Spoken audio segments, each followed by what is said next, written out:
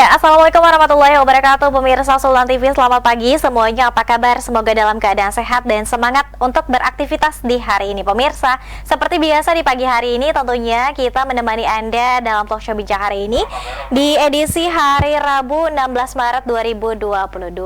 Dan namun sebelum kita membahas tema kita hari ini pemirsa, kita ingatkan kembali untuk Anda yang belum follow media sosial kita di Instagram kita di @sultantv.co dan juga @beritasultantv, fanpage Facebook kita di @kreatifsultan, lalu YouTube streaming kita di Sultan TV ya. Anda juga bisa menyaksikan tayangan kita melalui TV satelit Nin Media di channel 026. Anda juga bisa mengupdate informasi melalui website Sultan TV yang juga bisa Anda unduh melalui Play Store aplikasi Sultan TV. Hari ini kita akan membahas tema menarik bahwa wacana penundaan pemilu 2024 kembali berhembus. Bahkan Menteri Luhut Binsar Panjaitan mengatakan bahwa memiliki big data sebanyak 110 juta penduduk Indonesia menginginkan penundaan pemilu 2024. Ini sangat menarik. Dan kita telah terhubung dengan akademisi dari Universitas Bakri, Mas Yuda Kurniawan. Assalamualaikum Mas Yuda. Assalamualaikum, waalaikumsalam, selamat pagi. Selamat pagi Mas Yuda, sehat hari ini?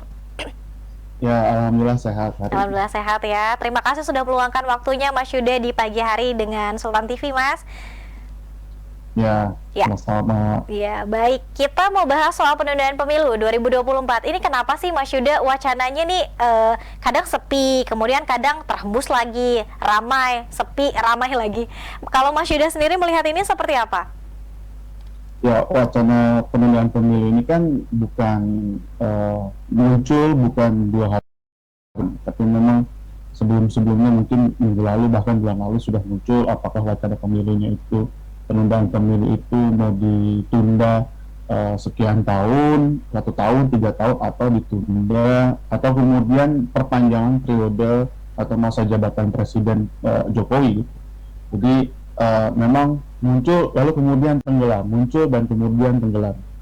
Cuma yang menarik adalah kemunculan isu tentang big data ini itu kayaknya cukup dapat highlight ya atau spotlight ya dari publik gitu, netizen, publik dan akademisi serta para pengamat politik gitu. Itu sih menurut saya. Tapi memang wacana ini nggak muncul baru-baru ini, tapi sudah dari beberapa waktu yang lalu gitu. Ya, oke. Ini menariknya Menteri Luhut Panjaitan juga menyebutkan ada 110 juta penduduk Indonesia. Ini jumlahnya tidak main-main begitu ya Mas Yuda, bahwa menginginkan penundaan pemilu 2024. Bagaimana kevalidannya menurut Mas Yuda? Ya, itu yang kemudian sangat menarik ya, karena sebetulnya apa yang dikatakan Pak Menko Marves, Pak Luhut Binsar Panjaitan itu kan berdasarkan data, berdasarkan evidence ya. Jadi menurut saya memang ada beberapa yang kemudian harus dikritisi ya dari statement tersebut gitu. Pandangan saya adalah bahwa ketika beliau mengatakan hal tersebut itu berada pada suatu forum podcast ya, dan podcast itu pertama cukup banyak peminatnya, traffic viewernya tinggi podcastnya, sehingga akhirnya spotlightnya juga jadi cukup besar gitu terhadap statement tersebut gitu. Nah, yang kedua itu adalah yang perlu dievaluasi atau yang kita kritisi itu adalah tentang jumlah datanya 110 juta. Ya. Memang kalau kita lihat dari berbagai kajian-kajian sosial politik, kajian-kajian ekonomi, big data yang kemudian dimaksud oleh Menko Marves ini big data yang mana gitu. Itu yang kemudian belum juga muncul di tataran publik. Dan yang ketiga itu adalah bahwa big data yang kemudian disebut oleh Pak Luhut itu dalam acara tersebut merujuk kepada wacana penundaan pemilu atau merujuk kepada pembicaraan tentang percakapan netizen di media sosial tentang situasi ekonomi dan sebagainya. Nah, jadi ada 2 ranah yang kemudian perlu di-clearkan. Walaupun kemudian saya sempat membaca rilis suatu media online nasional yang kemudian ya isi itu adalah tentang penolakan Pak Luhut bahwa dia pernah kemudian berbicara tentang big data 110 juta untuk menunda pemilu. Tapi kalau diperhatikan kembali lagi, memang ini agak bias karena di tengah pembicaraan penundaan pemilu, terus kemudian ada pembicaraan tentang pembicaraan netizen dalam jaring komunikasi dan big data tersebut tentang persoalan-persoalan ekonomi, sosial dan sebagainya. Nah, ini yang kemudian perlu kita evaluasi gitu ya, atau kita kritisi gitu. Oke. Nah, kalau Mas Yuda sendiri, kalau misalnya dari 110 juta penduduk menginginkan penundaan pemilu 2024, artinya berapa persen sih Mas Yuda dari total keseluruhan penduduk Indonesia yang menginginkan penundaan pemilu versi Pak Menteri ya, versi Pak Menteri. Ya. Jadi kalau misalnya 110 juta,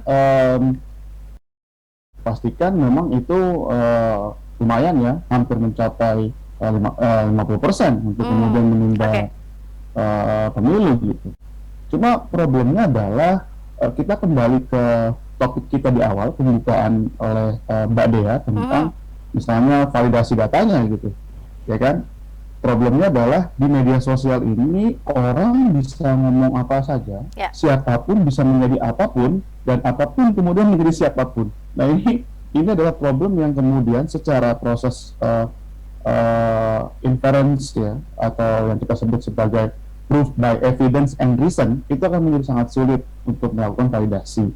Sehingga makanya kenapa kemudian banyak publik bertanya-tanya, datanya mana datanya gitu kan, karena yang kemudian kita bicarakan hari ini adalah big datanya itu bukan punya Pak Luhut.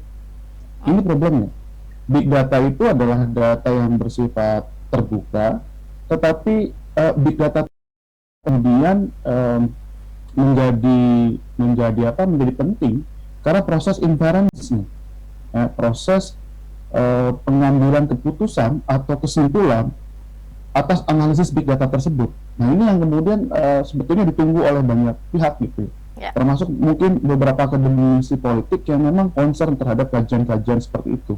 Itu sih Mbak Dea. Oke, dan Mas Yuda juga tadi sudah sampaikan bahwa dari wacana penundaan pemilu ada kemudian wacana juga yang bergulir terkait dengan ekonomi COVID-19 juga mungkin barangkali masih ada di sana. Ini mungkin ada kaitannya juga begitu Mas Yuda untuk kemudian membicarakan soal penundaan pemilu. Apakah persentasinya lebih besar bicara soal penundaan pemilu atau konsentrasinya masih pada ekonomi, sosial, dan juga pandemi COVID-19?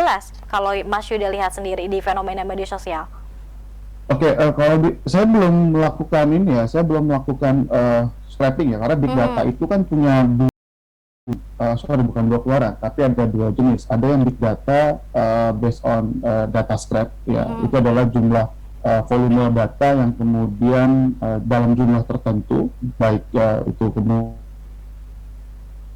bersifat struktur atau apa yang kita sebut sebagai data crawling dengan jumlah yang lebih besar atau volume jumlah data yang lebih besar. Nah, memang kalau kemudian kita lihat hasil berbagai survei misalnya, concern orang-orang untuk kemudian ke arah penundaan pemilu memang belum setinggi concern orang-orang tentang bagaimana kemudian mereka secara ekonomi bisa pulih pasca pandemi gitu. Di tengah kemudian kesulitan harga minyak, terus kemudian peningkatan kasus COVID, terus kemudian menjelang bulan Ramadan, ya kan, stabilitas harga bahan-bahan pokok. Nah ini yang kemudian menjadi perhatian-perhatian utama dari publik sebetulnya. Gitu.